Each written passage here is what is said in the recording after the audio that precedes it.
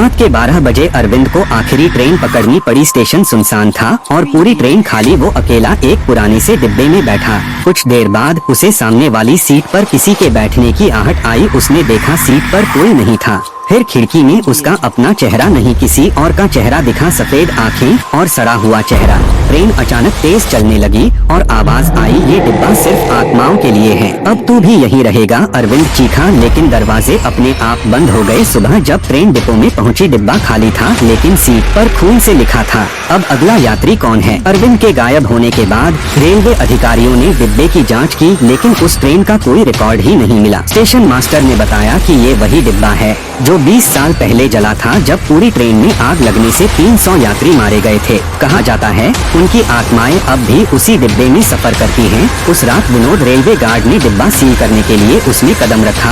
अंदर अंधेरा और धुआं था। अचानक सभी सीटों पर आत्माएं दिखाई देने लगी, जले हुए शरीर, खाली आँखें। एक आवाज गूंजी, अब तो हमारा नया यात्री बनेगा। विनोद ने दरवाजा खोलने की कोशिश की, लेकिन हर दरवाजा उसे फिर उसी जगह वापस ले आता। ट्रेन अपने आप चलने लगी, पटरियां लाल चमक रही थी। सुबह ट्रेन गायब हो गई थी, लेकिन डिपो में एक नोट मिला, खून से लिखा हुआ, ये डिब्बा अगली रात फिर लौटेगा, अगला यात्री कौन। रेलवे अधिकारी समझ गए कि यह डिब्बा हर रात लौटता है और अगला यात्री ले जाता है। इस बार ट्रेन शहर के बीचों बीच प्रकट हुई। रात के 12 बजे शहर का मेट्रो स्टेशन पर अचानक अंधेरे में डूब गया। लोगों ने देखा कि ट्रैक पर वही जला हुआ डिब्बा खड़ा था। भीड़ में से एक लड़का रोहित डरते डरते अंदर गया। डिब्बा खाली था, लेकिन दरवाजे अपने आप बंद हो गए। सीटों पर धीरे धीरे जली हुई आत्माएं बैठने लगी। एक जली हुई महिला ने रोहित से कहा, अब तू भी हमारे साथ ही सफर करेगा हमेशा के लिए। ट्रेन अचानक तेजी से चल पड़ी। धुएं और चीखों से भरी स्टेशन पर मौजूद सभी लोग बेहोश हो गए।